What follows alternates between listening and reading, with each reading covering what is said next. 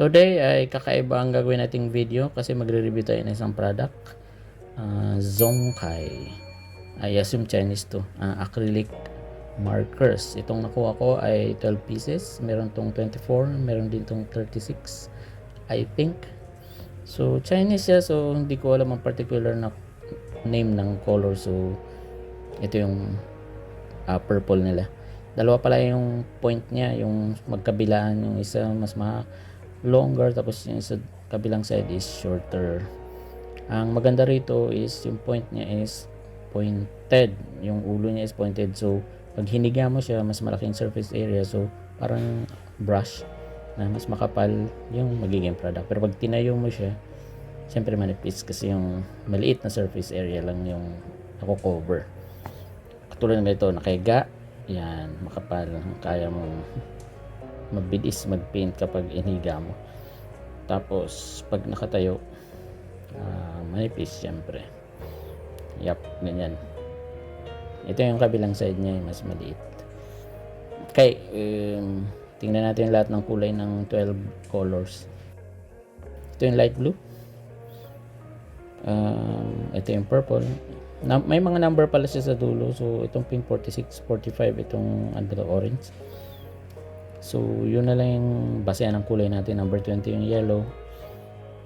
Kasi nga hindi ko mabasa kung may nakasulat ba dyan na kulay. Kasi nga Chinese. Dark green.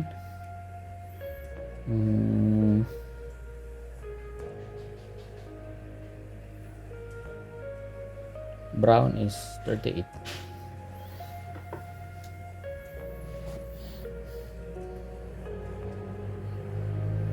Red ay 36. Black, number 10.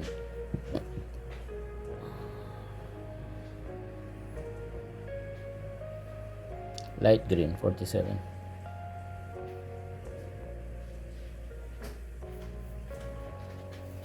White.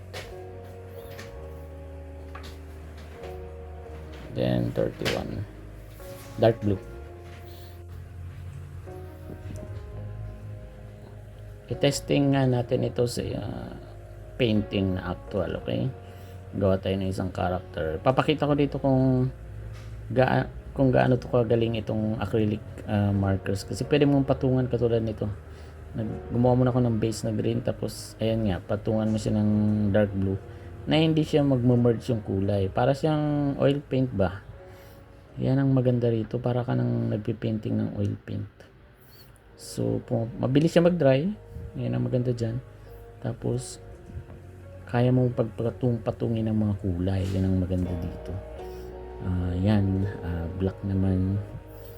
So i-drawing natin yung mga shadow part. Mamaya lagyan natin ng highlight, yung lighter. Yan, lagyan natin ng highlight. Ito yung mga highlight, mga white areas. Yan. Kahit white yung gamitin mo, hindi siya maghahalo sa white. So ang ganda niyang gawin talaga. Gusto ko tong acrylic markers. Next time hanapin ko to, para hanapin ko mas maraming kulay, like 36 colors. Ayan, example ng acrylic markers. Nice. Sabi nila dapat to gamitin mo na papel ay yung soft, hindi katulad nitong ginagamit ko na medyo rough, kasi nababakbak yung papel. Okay, ayan ang kagandaan ng mga ngayon ko lang na-discover itong acrylic markers na to. Malupit pala to. I'm sure madalas ko itong gagamitin sa future pagdating sa manual drawing. Okay, patapos na tayo rito sa drawing. Tinesting lang natin yung kakayahan ng acrylic markers. So far so good siya. Gusto ko siya. Finished product, fast na sketch. Okay, see you next time. Bye.